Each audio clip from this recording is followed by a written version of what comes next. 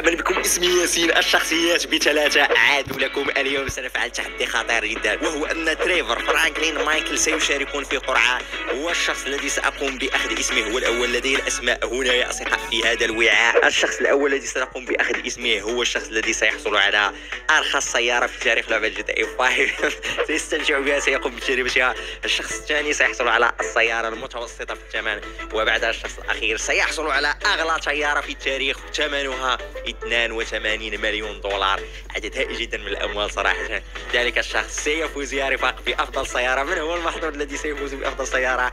بالنسبة لي أنا أود من فرانكلين أن يفوز بها ببساطة، لأن فرانكلين عاشق للسيارات، يحب السرعة، قدرته أصلا هي قدرة تثقيل الوقت أثناء السياقة. أتمنى، لكن لست متأكد. المهم الأسماء فإنها موجودة عندي هنا في الوعاء. الشيء الذي سأفعله سأقوم بقلبها هكذا، وسأغمض عيني وسأحاول قلب وشقلبة الأسماء بهذه الطريقة. الوعاء هذا فإنه شيئا ما ضيق، لهذا السبب سأحاول قلبه فقط في الأصبع هكذا. شاهدوا الشيء الذي أفعله، أقوم بتدويرها كأنني أخلط الحريرة. يا سلام.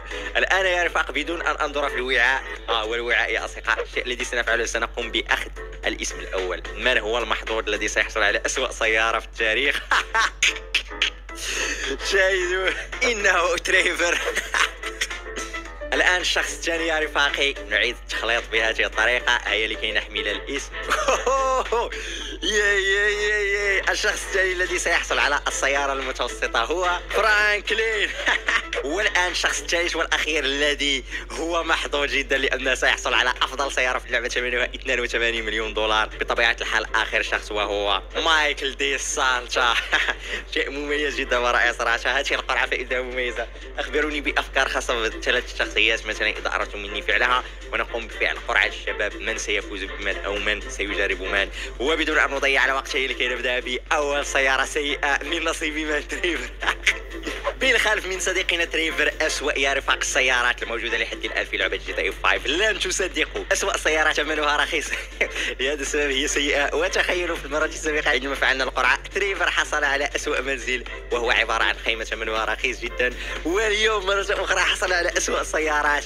هذه هي السيارة الأولى السيئة جدا. هذه السيارة فإنها قديمة جدا. المشكل الكبير هو أنها متصدية يا رفاقي. سنقوم بأخذها للشمس لكي تشاهد. شاهدوا يا رفاق هذه السيارة كيف هي. الصدى يا رفاق من الخارج ومن الداخل كذلك. والسيارة صراحة فإنها بالكاد تتحرك. تخيلوا هذه القطعة يا رفاق، إذا اصطدمت بأي شيء فإنها ستتفرتت. الصدى يا رفاق سيتفرتت. وصراحة هذه السيارة من بين السيارات السيئة. لكن الجميل في الأمر بالنسبة لهذه السيارة هو أنها أفضل من ناحية السياق من السيارة الأخرى. تلك السيارة الأخرى يا رفاق أسوأ سيارة في التاريخ. لست متأكد من فكر بعقله لكي يقوم بصناعة تلك السيارة. سأظهرها لكم وستكتشفوها بأنفسكم. على الأقل هذه تستطيع الدوران بهذه الطريقة. يمكنكم أخذها لجبل ماونت شيلياد. لا يوجد فيها تقريبا زجاج، يعني لا يمكنكم التحكم عن بعد. لا يمكنكم فعل أي شيء بهذه السيارة، فقط ملؤها بالبنزين، سياقتها والذهب. ولست متأكد أصلا هل تشتغل بالبنزين هل تشتغل بشيء آخر. ممكن أنها تشتغل بالبوتاغاز. إذا حاولتم فتح جميع البيبان لا يمكنكم، تستطيعون فقط فتح هذا وذاك. الترانك لا يمكنكم فتحه، وكذلك هنا المقدمة لا يمكننا فتحها مع الأسف. لكن هذه هي البيبان الوحيدة التي يمكن فتحها مع الأسف في هذه السيارة. وهنا نستنتج أن شخصان فقط هم الذين في إمكانهم الركوب، رغم أن لدينا بيبان، لكن البيبان هناك فإنها عبارة عن ديكور فقط. والآن بعد ما اكتشفنا هذه السيارة سنذهب لأسوأ سيارة في التاريخ، وهي تلك السيارة هناك. سأخبركم بسر، تلك السيارة لديها فقط 3 عجلات. يا رفاقي كما تشاهدون مشكل. أشاهدتم، لهذا السبب قلت لكم هي سيئة جدا. هذه السيارة بسرعة كبيرة يمكنها يا رفاق الميلان، وإذا مالت ما هذا الصوت الغريب؟ صوت مزعج جدا. ممتاز، لقد قمت بحذف ذلك الصوت المزعج. انيميتد فلير جان، فيها الفلير جان. واو هذه هي طريقة سياقتها. أعلكم شاهدوا، أنا إذا سأدور على اليمين شاهدوا كيف تميل. ركزتوا لأن لديها فقط عجلة واحدة في الأمام. وشاهدوا يا رفاق شكلها هندسي. على الأقل هذه الديزاين فيها فإنه جيد. صاحبها لقد اعتنى بها كما تشاهدون. سددت الفلير جان، لست متأكد شيء الذي حدث، لكن بعد ركوب في هذه السيارة يتم إعطاؤكم فلير جان. اسمها ريليانت. عجلة واحدة فقط في الأمام وعجلتان في الخلف، وتلك العجلة الواحدة فإنها لا تسمح لكم نهائيا لكي تقوم بسياقتها والدوران، خصوصا إذا كنتم مسرعين كثيرا. هي طريقة سياقتها تشبه يا أصدقائي التوك توك، لكن التوك توك فإنه ثابت أفضل بكثير من هذه. شي واو واو واو. في أي لحظة ستنقلب إذا حاولتم مثلا ركزوا، إذا حاولتم مثلا الدوران يا أصدقاء بسرعة كبيرة فإنها ستنقلب، يعني أثناء الدوران عليكم الدوران ببطء لكي تستطيعوا التحكم فيها، وهذا مشكل كبير. سنحاول الدوران هنا في هذه المنطقة، يبدأ يجي بعد الضغط. واو واو انقلبت. يستحيل يا أصدقائي كما قلت لكم، يستحيل فعلها.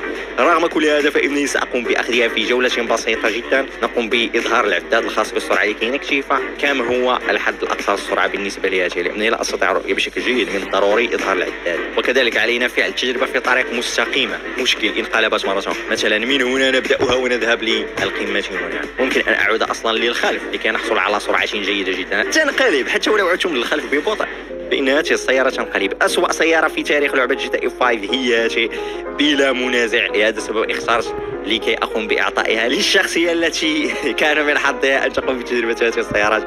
دريفر الآن فإنه كاره نفسه، لديه سيارة مميز جدا. واو بالكاشاشة يمكنكم رفع العجلة بسهولة باستعمال هذه السيارة. الآن سنقوم بتجربتها من ناحية السرعة. 3 2 1. هيا الأكسلريشن كما هو الحد الأقصى. أتوقع بأنها لن تستطيع تعدي رفاق ل 100 كيلومتر في الساعة. هذا صراحة ما أتوقعه ولست متأكد، لأنهم شاهدوا يا أصدقاء وصلت تقريبا ل 90. ليتس جو 90. إذا وصلت ل 100 سأتفاجأ. وصلتها. واو هذه السيارة جيدة لا بأس بها، لكن إذا دورت الآن أعدكم بأنها ستطير. ولا تقلقوا، سأدور يا أصدقاء، لكن ليس الآن. 113 14 أقصى حد هو نعم 115. هذا هو أقصى. الآن سنحاول الدوران يا رفاق. شاهدوا. واو لقد انقلبت مباشرة بعدما فكرت في الدوران. لازلت لم أدور بعد بشكل جيد. السيارة انقلبت وشاهدوا كيف تدمرت وتحطمت. أسوأ سيارة هي هذه. والآن سنذهب للسيارة المتوسطة التي من نصيب فرانكلين، رغم أنني أردت من فرانكلين أن يحصل على السيارة الرائعة جدا والغالية الثمن، لكن لا مشكلة يا رفاق. هي لكي نجرب السيارة المتوسطة الآن. ومرحبا بكم. السيارة متوسطة الثمن هي سيارة البوفالو. أنا أمازحكم فقط، ليس سيارة البوفالو الخاصة بصديقنا فرانكلين، بل هذه أصدقائي سيارة تسلا موديل اس. هي هذه السيارة متوسطة الثمن. هذه السيارة فيها الكثير والكثير من المميزات يا أصدقاء لن تصدقوا. شاهدوا العجلات كيف هي، شكلها مميز جدا. لا تنسوا بأننا سنقوم بأخذها للوس سانتوس كاستم كذلك لكي نضيف لها التعديلات، وهي لكي نفتح لها البيبان. مباشرة بعد فتح البيبان، جميع البيبان فإنها تفتح يا أصدقاء. لدينا هنا تران كبير جدا، سيارة عائلية 100%. هنا يا أصدقاء المنطقة في الخلف الجلد يا صديقي. واو هنا في الأمام كذلك لدينا الجلد، بالإضافة لتلك الديزاينات يا سلام، والشاشات الكبيرة جدا والعملاقة. وشركة تسلا من بين الشركات المميزة جدا، لديهم سيارات مميزة. المشكل هو أن أثمنة سياراتهم فإنها غالية شيئا ما، بما أن لدى إيلون ماسك شركة سبيس إكس كذلك التي يقومون بصناعة تلك الصواريخ ويرسلونها للفضاء الذي يزعمون، لكن في الحقيقة تلك الصواريخ يتم إرسالها يا أصدقاء للسماء، لكن الصاروخ لا يستطيع اختراق السماء ويميل، يعني يتم إرساله هكذا وبعدها يميل هكذا يا رفاقي. وحينما يميل الصاروخ هكذا يتم فعل ديتاشمنت للرأس، وذلك الرأس يقولون بأنه سيستمر يطير ويخترق يا رفاق السماء ويذهب للمدار، وذلك المدار هو قريب من الأرض ليس بعيد كثيرا. وأصلا المدار لا يوجد لا مدار ولهم يحزنون، إنها خدعة بالضبط. الشيء الذي يحدث لذلك الرأس مباشرة عندما يطير الصاروخ هو أن ذلك الرأس يذهب وينزل يا رفاق ويسقط في المنطقة المزعومة التي قالوا بأنها خطيرة جدا، فيها عرش الشيطان، وهي مثلث بيرمودا. هي المنطقة التي تنزل فيها صواريخهم وتنزل فيها تلك الأمور، لكنهم يخبئونها. والدليل والبرهان هو مباشرة عندما يخرج ذلك الرأس الموجود في الصاروخ ويذهب يا رفاق، يقومون بالتغيير ويظهرون لنا لقطات مخدومة بالCGI، يعني لقطات حاسوبية فقط.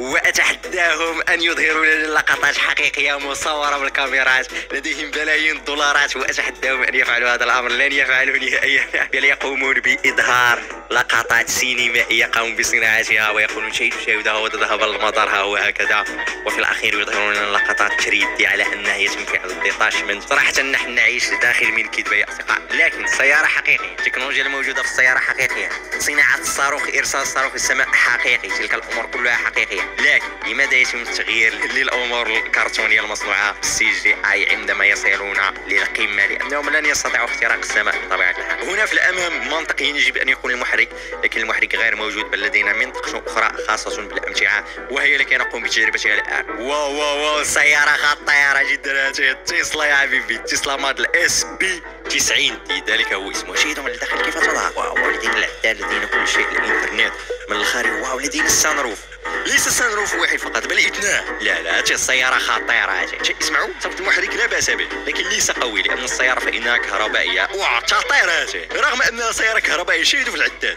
يا سلام، وصلت ل 160 كيلومتر في الساعة بسرعة كبيرة جدا. لا يمكن هذا يا ثقات. السيارات الكهربائية الموجودة عندنا في GTA أونلاين فإن لا تصل سرعتها لهذا تقريبا الحد الأقصى السرعة 120 كيلومتر، حتى إذا تعدت وصلت ل 130 لا أكثر لأنها بالمايل. نعم السرعة فإنها تصل ل 120 مايل، 130 يعني ما يقارب 200 كيلومتر، ولكن هذه سرعتها تظهر على أنها أسرع بكثير من السيارات التي جربتها في الأونلاين. 167 وتوقف. بالنسبة للسيارات يا رفاق الكهربائية، هذه هي أسرع سيارة كهربائية قمت بتجربتها تقريبا. وشاهدوا هذا قام بأخذ السيارة الخاصة بالدريفر. سيارة سيئة جدا وهو يقوم بسياقتها، والآن هي اللي كاينة دابا لوس سانتوس كاسينو قد تركتها موجودة في هذا الاتجاه. هل سيسمح لنا أصلا الصديق بالدخول؟ بالفعل سمح لنا، وهذا شيء رائع جدا. نقوم بتغيير الألوان، نضيف لها جميع تلك الأبجريدز التي في إمكاننا إضافتها وبعدها سنتحرك. والسيارة قمنا بتعديلها الآن، قمنا بإضافة كذلك سبويلر لها، قمت بإضافة الكثير من الأمور صحيح. كذلك السقف إذا ركزتم لقد قمت إخفائه الآن، ركزوا تم إخفاؤه شيئا ما، لكن الشمس فإنها تدخل على الأقل أشعة الشمس فإنها ستكون قليلة شيئا ما. وشاهدوا العداد يا أصدقاء، العداد فيها ديجيتال يشتغل بشكل مميز جدا. الآن سنقوم بأخذها الهاي واي اللي كي نقوم بتجربتها يا رفاقي. أصلا أقصى حد لقد وصلنا له 165 كيلومتر، وبعدها انتظروا أتوقع بأن نعم ازداد قليلا، كان 165 الآن أصبح 106. واو